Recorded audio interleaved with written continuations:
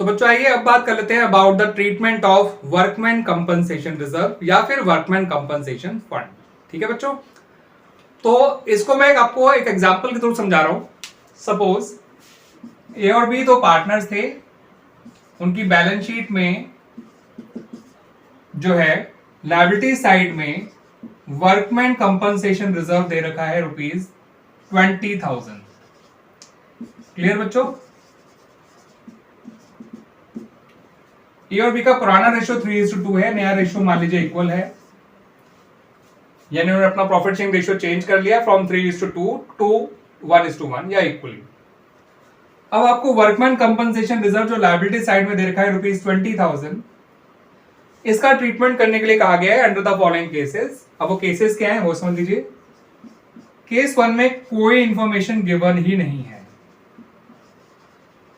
इतनी ही इंफॉर्मेशन दे रखी है जो बैलेंस शीट में दे रखा है, नीचे कुछ नहीं दे रखा उसके बारे में। केस 2 में कहा है no claim for workman compensation. Case 3 में कहा कि क्लेम है मगर ₹8,000 का केवल। केस 4 में कहा कि क्लेम है फॉर ₹20,000 और केस 5 में कहा कि क्लेम है फॉर ₹25,000। तो इस तरह से आपको सपोज 5 केसेस दे दिए गए, amount of workman compensation reserve दे दिया गया और साथ के साथ आपको ये 5 केसेस दिए गए हैं। इन पांचों केसेस में आपको वर्कमैन कंपनसेशन रिजर्व का ट्रीटमेंट कैसे करना है आइए देख लेते हैं।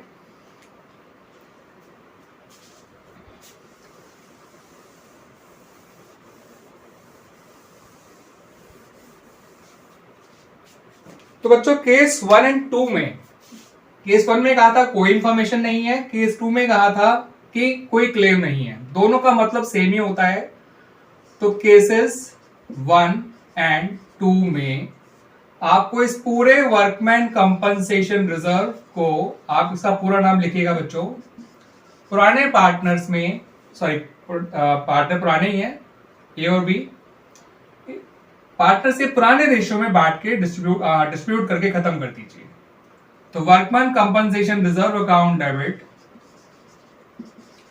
To A's capital account to B's capital account.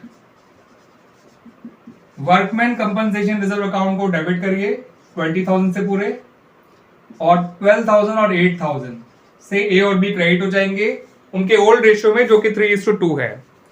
ये हो गए बच्चों entry for case 1 and 2। Case 3 की एंट्री भी देख लीजिए बच्चों। केस 3 में कहा था कि क्लेम तो है बट ₹8,000 का ही है। तो ऐसे में वर्कमैन कंपनसेशन रिजर्व का क्लेम जितना अमाउंट तो वर्कमैन कंपनसेशन क्लेम में ट्रांसफर कर दिया जाएगा, क्योंकि उसी क्लेम को कवर करने के लिए तो रिजर्व बनाया गया था। और जितना वर्कमैन कंपनसेशन रिजर्व बच जाएगा उसे हम पार्टनर से ओल्ड रेशियो में डिस्ट्रीब्यूट कर देंगे। तो एंट्री बनेगी कुछ इस तरह से बच्चों, workman compensation reserve account debit to workman compensation claim account, आप लोग पूरा नाम लिखिएगा बच्चों, to A's capital account to B's capital account. यहां पे पूरा 20,000 लिखिए, यहां पर 8,000 लिखिए और बचे हुए 12,000 को 3:2 के रेशियो में ए और बी में डिस्ट्रीब्यूट कर दीजिए। वो आएगा 7,200 एंड 4,800। क्लियर बच्चों? ये केस 1, 2 एंड 3। तो केस 1 में कोई इंफॉर्मेशन नहीं थी तो भी हमने पूरा बांट दिया पार्टनर्स में। केस 2 में कह रखा था क्वेश्चन में कि कोई क्लेम नहीं है तो भी हमने पूरा बांट दिया पार्टनर्स में। केस 3 में हमसे कहा गया कि क्लेम है लेकिन सिर्फ 8,000 का, तो हमने बचा हुआ अमाउंट पार्टनर्स में बांट दिया। आइए अब केस 4 और 5 को भी देख लेते हैं। पहले केस 4 के बारे में बात करते हैं।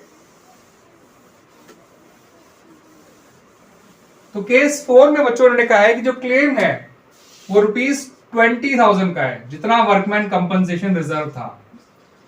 तो workman compensation reserve account debit to workman compensation claim account. पूरा 20,000 यहां से निकल के यहां चला जाएगा, पार्टनर्स में कुछ नहीं बांटा जाएगा इन केस 4। ठीक है बच्चों, अब बात कर लेते हैं केस 5 की। केस 5 में आपने देखा था बच्चों कि जो क्लेम का अमाउंट था वो रिजर्व के अमाउंट से ज्यादा था, तो ऐसे में हम वर्कमैन कंपनसेशन रिजर्व को तो पूरा डेबिट कर देते हैं, और जितना क्लेम कम पड़ रहा है उसके लिए हम रिवोल्यूशन अकाउंट को डेबिट करते हैं। हम रिवोल्यूशन अकाउंट के बारे में बहुत जल्दी पढ़ेंगे बच्चों, तो फिलहाल ये समझ लीजिए कि कोई नुकसान हो रहा है किसी लायबिलिटी के बढ़ने की वजह से, उस नुकसान के लिए हमने रिवोल्यूशन अकाउंट को डेबिट किया है। और नुकसान क्यों हो रहा है अभी आपको समझ आ जाएगा खुद ही बच्चों। वर्कमैन कंपनसेशन क्लेम में 25,000 लिखिए, वर्कमैन कंपनसेशन रिजर्व में 20,000 लिखिए। अब हमारा जो रिजर्व था वो क्लेम के अमाउंट से कम था, तो जितना कम पड़ गया उसके लिए हमें रिवोल्यूशन अकाउंट को डेबिट करना पड़ा। ठीक है बच्चों, अब ये रिवोल्यूशन अकाउंट को हम ऐसे ही नहीं छोड़ सकते हैं, इसे क्लोज भी करना होता है। मानते हैं कि और किसी लायबिलिटी या उसमें कोई चेंज नहीं आया होगा किसी लायबिलिटी और एसेट में, क्योंकि एसेट्स और लायबिलिटीज के चेंजेस को ही इस रिवोल्यूशन अकाउंट में रिकॉर्ड किया जाता है। तो मान लेते हैं फिलहाल कोई और लायबिलिटी या किसी एसेट में चेंज नहीं आया होगा, तो ऐसे में जो ये रिवोल्यूशन का लॉस है इसे पार्टनर्स में डिस्ट्रीब्यूट कर दिया जाएगा इन देयर ओल्ड रेशियो। उसके लिए आपको ए के कैपिटल अकाउंट को बी के कैपिटल अकाउंट को डेबिट करना है और रिवोल्यूशन अकाउंट को क्रेडिट करना है। ठीक है बच्चों, 5,000 से यहां आ जाएगा 3,000 और 2,000। याद रखिएगा यहां भी आपको ओल्ड रेशियो का ही यूज करना है। क्लियर? अब एक बहुत जरूरी बात समझ लीजिए बच्चों कि जब balance sheet of the new firm बनाई जाएगी या balance sheet of the reconstituted firm बनाई जाएगी, तो ऐसे में आपको जो वर्कमैन कंपनसेशन क्लेम का अमाउंट है उसको balance sheet of the new firm में on the liability side show करना है।